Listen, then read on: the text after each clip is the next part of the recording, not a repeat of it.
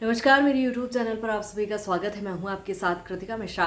लगातार सदन की कार्यवाही आप देख रहे होंगे। सदन की कार्यवाही में इस समय सदन की तस्वीर बदली नजर आ रही है। बदली इसलिए भी कि बीजेपी का अंदाज इस समय निराला दिखाई दे रहा है। कुछ अलग ही अंदाज में बीजेपी नजर आ रही है, या यूं कहे कि तू डाल डाल में पात पात, इस संदर्भ में बीजेपी चलती दिखाई दे रही है। दरअसल 2014 और 2019 के लोकसभा सदन की बात करें, उसके बाद हम यदि देखें तो 2024 के लोकसभा के परिणाम के बाद ये तस्वीर बदली है। तस्वीर इसलिए बदली है कि सत्ता पक्ष को यदि आप देख रहे होंगे तो जिन नेताओं की सदन में कभी आवाज सुनाई नहीं देती थी, उन नेताओं की सदन में इस समय आवाज गूंज रही है। बात कर रहे हैं अनुराग ठाकुर की और अश्विनी वैष्णव की। 10वें दिन की कार्यवाही आज संपन्न हुई है और इस कार्यवाही के बीच इतने बयानबाजी का दौर देखने को मिला, जहां राहुल गांधी ने बजट हलवे से सियासत जो शुरू हुई है, उसके बाद से ही हमने देखा कि बजट पर भी वक्तव्य देखा जिस तरह से कि बजट हलवे को लेकर सियासत हुई। उन्होंने कहा कि 20 लोगों ने ये हलवा बनाया, उन्होंने ये हलवा चखा। दरअसल वो चाहते थे कि जातिगत जनगणना को लेकर बजट में चर्चा हो और इसी को लेकर वो चुटकी लेते नजर आए हैं। उन्होंने सबसे बड़ी चीज़ की वर्तमान राजनीति की तुलना महाभारत की चक्रव्यूह से रच डाली, उससे उन्होंने तुलना की है। उन्होंने कहा है कि अभिमन्यु को 6 लोगों ने मार गिराया था और ऐसे ही 6 लोग इस समय पद्मव्यूह रच रहे हैं। उन्होंने दरअसल प्रधानमंत्री नरेंद्र मोदी को टारगेट करते हुए ये बात कही थी। उन्होंने कहा प्रधानमंत्री नरेंद्र मोदी, अमित शाह, अजीत डोभाल और अडानी अंबानी जैसे लोग, ये 6 वो लोग हैं जो चक्रव्यूह रच रहे हैं। तो उन्होंने वर्तमान राजनीति की महाभारत से भी तुलना कर डाली।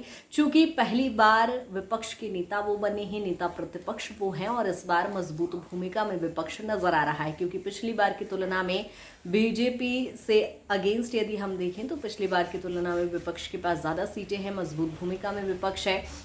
और ऐसे में राहुल गांधी भी पावरफुल नेता के रूप में उभर कर आए हैं, जहां लगातार वो बयानबाजी में चूक नहीं रहे हैं। और अब उसी तरीके से बयानबाजी का दौर हम बीजेपी में भी देख पा रहे हैं, जहां राहुल गांधी एक बयान देते हैं, उस पर पलटवार बीजेपी के नेता करते हैं। और वो नेता करते हैं जो कभी जिनकी आवाज़ नहीं सुनाई देती थी। जहां अनुराग ठाकुर ने उनकी जात पूछ ली, उन्होंने कहा जातिगत जनगणना की बात भी वो कर रहे हैं जिनकी खुद की जात नहीं पता।